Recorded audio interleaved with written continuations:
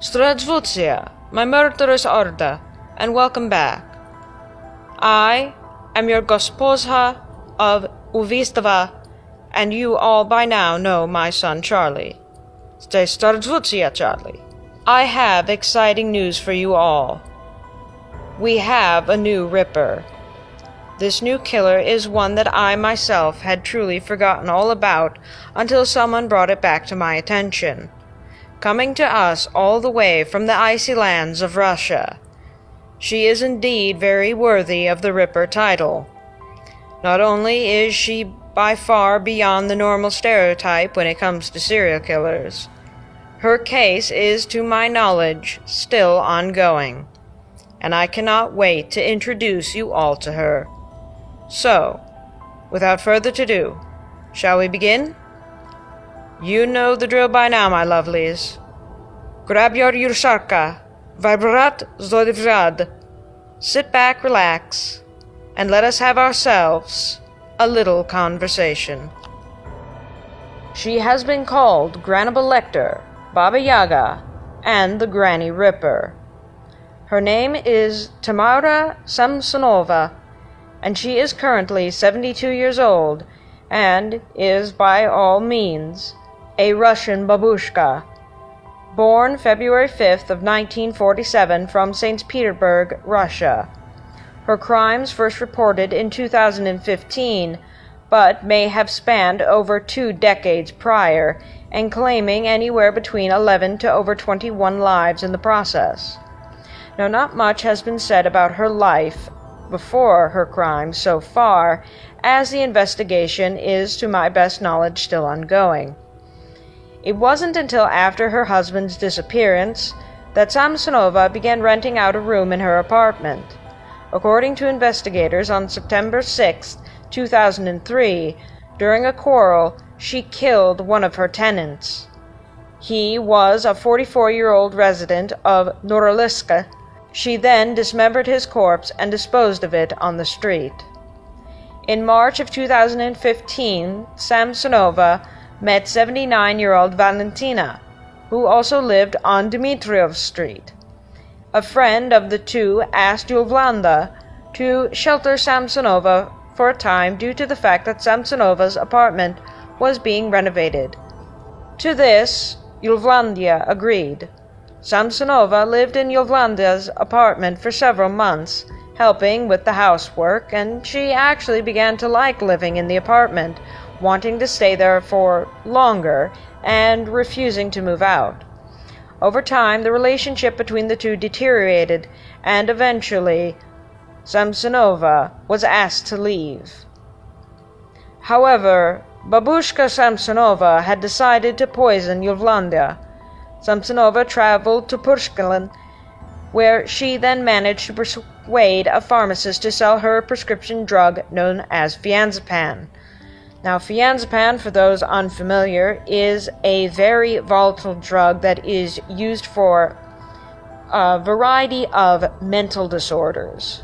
Upon returning to the city, Samsonova brought an Olivier salad, which is a traditional Russian dish and one of Yulvlandia's favorite dishes as well.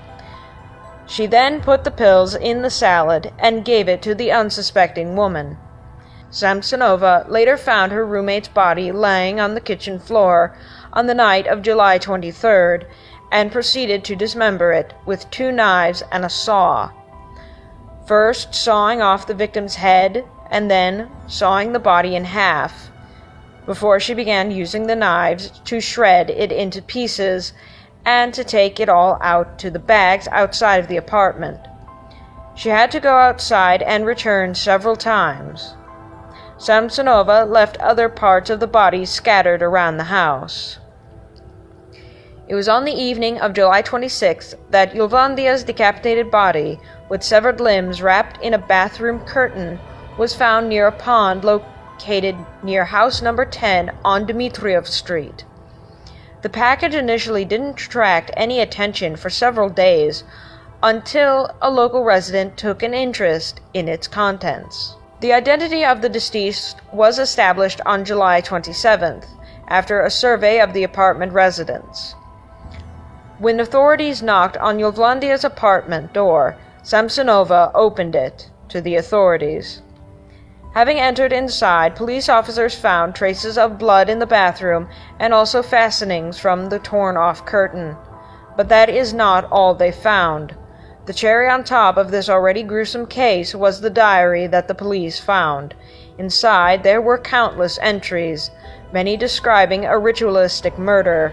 The entries were written in fluent Russian, English, and German respectively.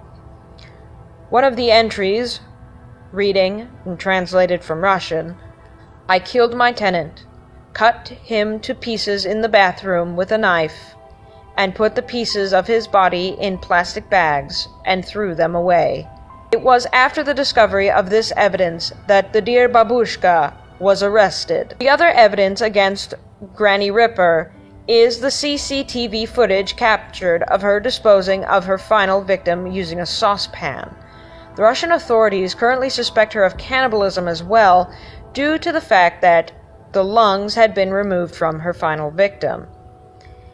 Now, for those unfamiliar with more culinary delicacies, lungs are in fact most often used in stews and soups. But what is odder about this case is how it is suspected to have started, with her husband's disappearance in 2005. While she was questioned then, there was no evidence that could be found, though police heavily suspect that she indeed killed her husband and somehow managed to dispose of his body. There are those who also believe that the Granny Ripper is possibly schizophrenic, and this theory is supported by her history, having been under psychiatric care at least 3 times in the past. But I personally hesitate to agree, namely due to what is likely the most disturbing aspect of this case.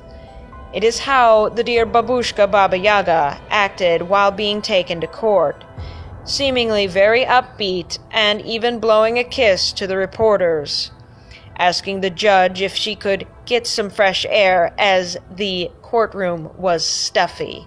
While the end of this case is currently unclear, the last note of information on her was that she was determined to not only be a threat to herself but to also others, that she was then subjected to compulsory psychiatric treatment in a specialized hospital in Kazan in December of 2015. This is while she was being investigated for up to 14 different murders. Now, to my knowledge, there has yet to be a follow-up on this case. But should I ever find one, I promise you that I will be informing you, and I am most interested in reading about Babushka Baba Yaga again. That is all the time I have for you for now, my lovelies, and remember, haunting dreams, and blessed be. I apologize in advance to any Russian-speaking or Russian natives for any botched words and my terrible accent. I am just starting to learn the language. Any feedback would be appreciated. Thank you.